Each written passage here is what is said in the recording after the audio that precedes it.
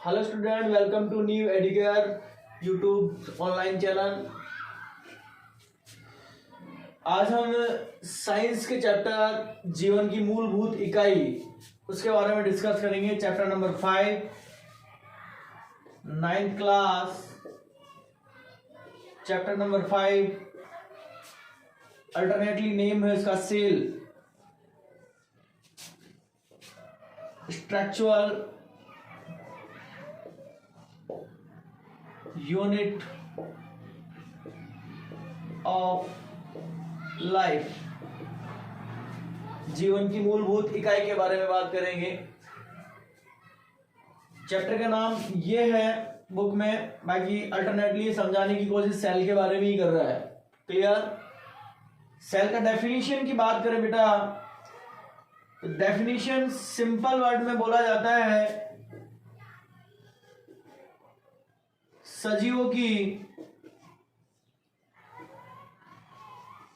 मूलभूत एवं क्रियात्मक इकाई।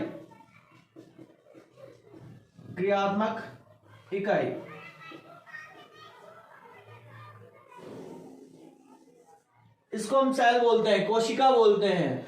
आपके बुक में एक क्रियाकलाप से इसको समझाने की कोशिश की है। वो क्रियाकलाप है आपका शल्क का। शल्क मीन्स प्याज की झिल्ली की बात कर रहा है। प्याज की झिल्ली को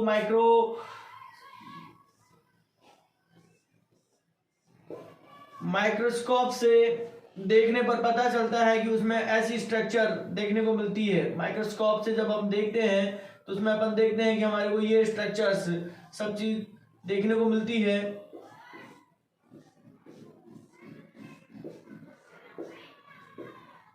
ये जो पर्टिकुलर एरिया है, ये पर्टिकुलर एरिया, इस पर्टिकुलर एरिया को अपन सेल बोलेंगे और इनसे पूरा शल्क बन जाता है। ऐसा स्ट्रक्चर देखने को मिलता है उस प्याज की झिल्ली के बारे में, और ये बताता है कि इसकी पुनरावृत्ति से पूरा शल्क बना है। तो इसी तरीके से जो सेल है उसकी पुनरावृत्ति से बहुकोश के जीवों का निर्माण होता है, बनते हैं बहुकोश के जीव। वैसे बात कहें कि देखिए कई ऐसी भी सेल हैं जो अपने आप में एक संपूर्ण जीव की भांति कार्य करती है। कुल मिला के बात ये कह सकते हैं कि अगर एक सेल पूरे एक जीव की तरह कार्य करे तो उन जीवों में वो एक सेल ही पर्टिकुलर होती है और एक सेल ही लास्ट और फाइनल, सब कुछ वही होता है। कुल मिला के एक सेल के अलावा दूसरी सेल नहीं होती है, तो उनको अपन यूनिसेलुलर बोलते हैं। यहाँ पर इस चीज को बात करना गलत है। हम बाद में बात करेंगे इसके बारे में, क्या होते हैं यूनिसेलुलर और क्या होते हैं multi cellular. First of all हम बात कर रहे हैं सजीवों की मूलभूत इकाई और क्रियात्मक इकाई को, उसको बोलते हैं सेल। अब देखो बेटा, सजीव की बात करते हैं तो सजीव हमारे पास दो प्रकार के हैं। प्लांट के रूप में जाने जाते हैं सजीव, जिनको पादप बोलते हैं। एनिमल के रूप में जाने जाते हैं सजीव, जिनको अपन जंतु बोलते हैं। ठीक है? जब सेल जब हमारे पास जो जीव है वो दो प्रकार के हैं, सजीव दो प्रकार के हैं, तो सेल भी कितने प्रकार की होगी हमारे पास? सेल भी कितने प्रकार की हो गई? दो प्रकार की होगी, प्लांट सेल और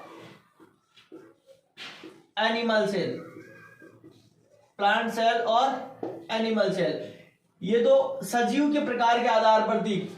और भी इस सेल को अपन डिवाइड करें, वर्ग क्लासिफाइड करें सेल को, तो अलग अलग इसके वेज है। जैसे अपन न्यूक्लियस, जो इस सेल का स्ट्रक्चर अपन देखते हैं तो इसमें एक गोलाकार संरचना पाई जाती है। उसके स्ट्रक्चर के आधार पर भी अलग अलग प्रकार की होती है कि कई कोशिकाएं ऐसी होती है जिसमें न्यूक्लियस बिल्कुल बहुत अच्छा दिखाई देता है, बहुत साफ सुथरा दिखाई देता है। उसके ऊपर एक मेम्ब्रेन होती है और मेम्ब्रेन वो भी डबल मेम्ब्रेन होती है, उसमें भी न्यूक्लियोलस होता है, मतलब एक झिल्ली युक्त संरचना में होता है। उसको वास्तविक केंद्र बोलते हैं। तो उस आधार पर भी कोशिका हमारे पास दो तरीके की हो जाती है, प्रोकैरियोटिक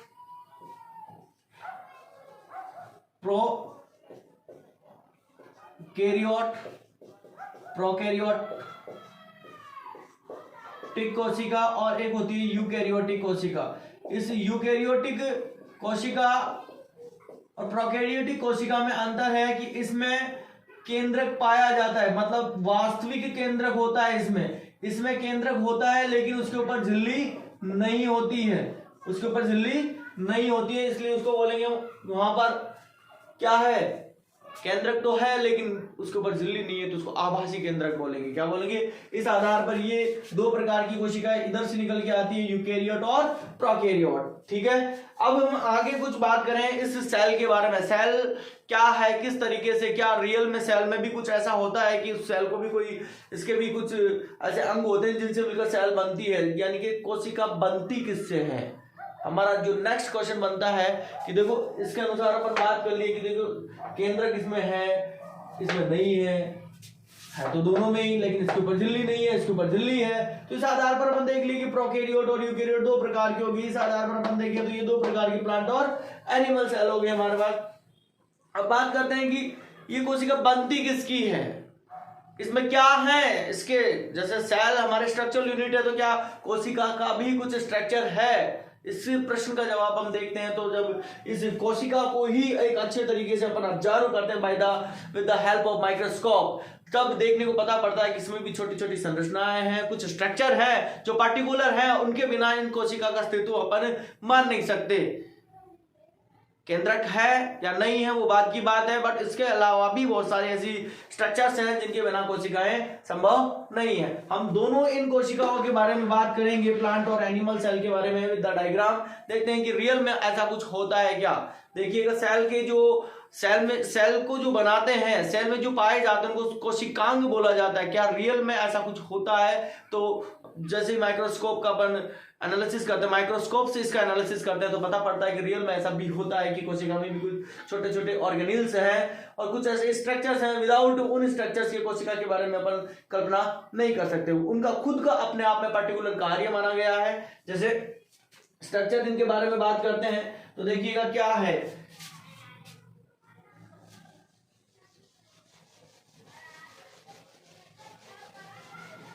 सेल स्ट्रक्चर की बात करेंगे अपन यहां पर।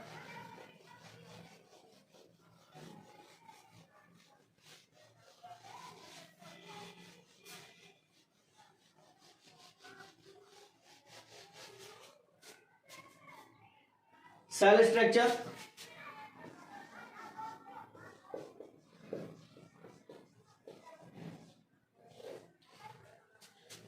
सेल स्ट्रक्चर में देखें तो देखो कोशिका में मूलभूत रूप से पाया क्या क्या जाता है। सेल स्ट्रक्चर में देखो कोशिका में क्या क्या मिलेंगे। कोशिका में निहित संरचनाएं,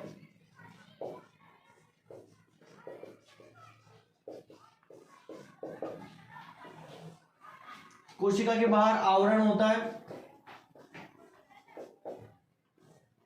और ये आवरण झिल्ली हो सकता है एनिमल सेल में।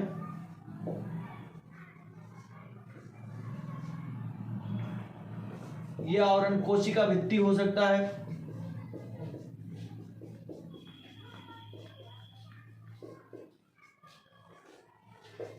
प्लांट सेल में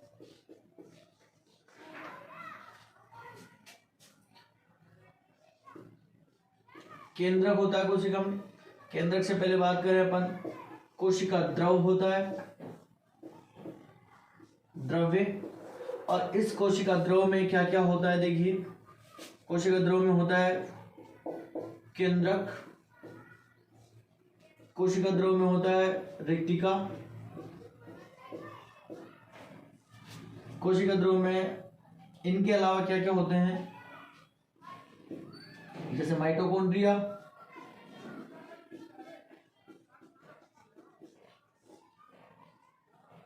जैसे लाइसोसोम,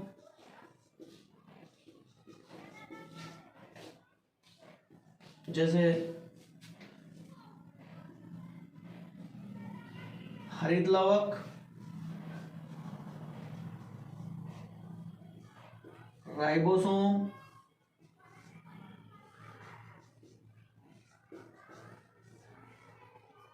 कुछ और सूक्ष्मकाय,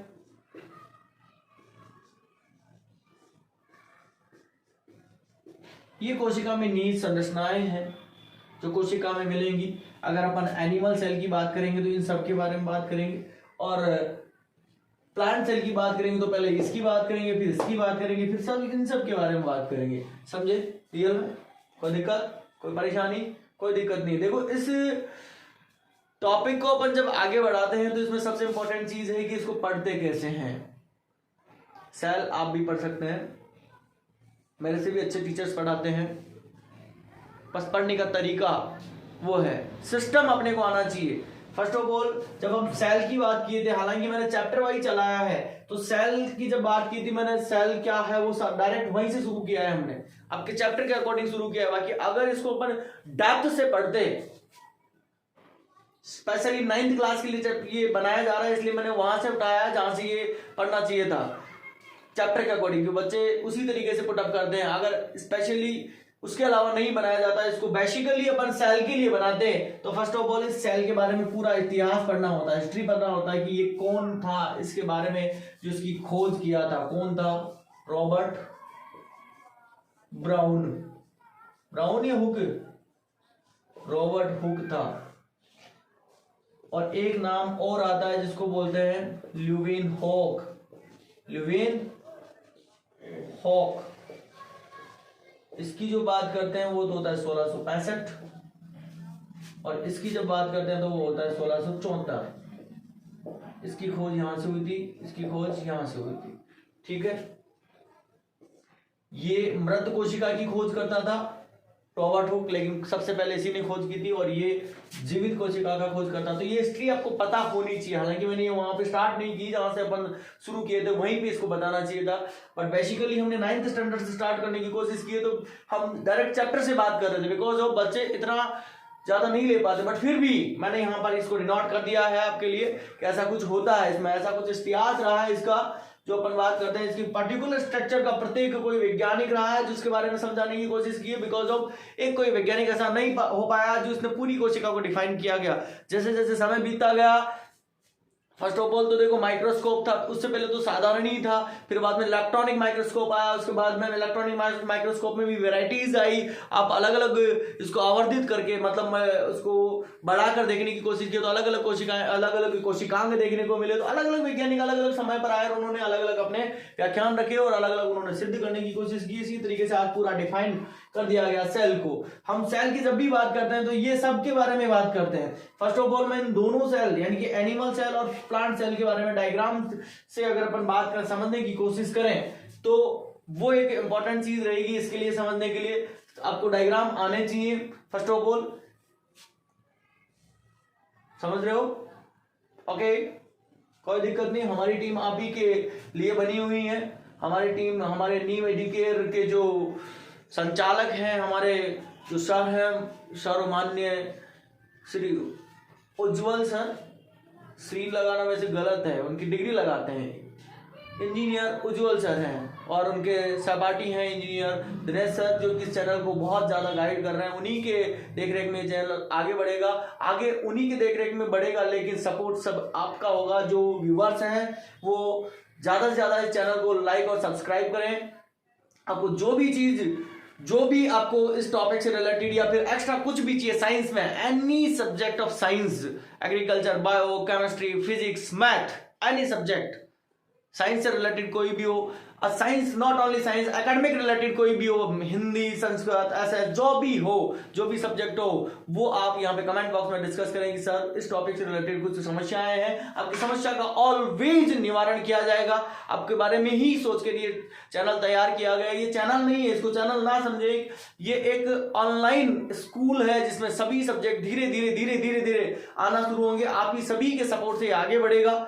तो आप सभी से ये उम्मीद करता हूं कि आप इस चैनल को लाइक और सब्सक्राइब करेंगे, और अपने जितने भी आसपास के जो भी हैं, आपको जिनको भी एजुकेशन से जो जूझ रहे हैं, उनको लग रहा है कि अपन अच्छी क्वालिटी नहीं ले पा रहे हैं, अपने को फीस का ज़्यादा कुछ ऐसा कुछ है, तो जैसे कुछ बच्चे हैं जिनको बहुत ज़्यादा डाउट है, फीस देने के बावजूद भी उनको नहीं मिल पा रहा है, तो आप ऑनलाइन हमारे से जुड़े, हम करेंगे आपकी समस्या का समाधान। हमारा नीव एडुकेयर आप ही के लिए बना है, नाम भी एक अल्टीमेट रखा है सर ने, नीव एडुकेयर। जड़ से शुरू करेंगे आपके बारे में और आपकी समस्याओं के अनुसार ही आगे बढ़ाएंगे इस चीज को। ठीक है, ये हमारा स्ट्रक्चर था, इसका सेल स्ट्रक्चर। अब हम इसके डायग्राम के बारे में बात करने वाले हैं। Thank you. इस वीडियो में यही रहेगा, इसके अगले वीडियो में इसका डायग्राम होगा, डायग्राम को आपको समझाया जाएगा और पर्टिकुलरली इन सभी के बारे में बात की जाएगी जिनके नाम यहाँ पे लिखे गए हैं। Thank you.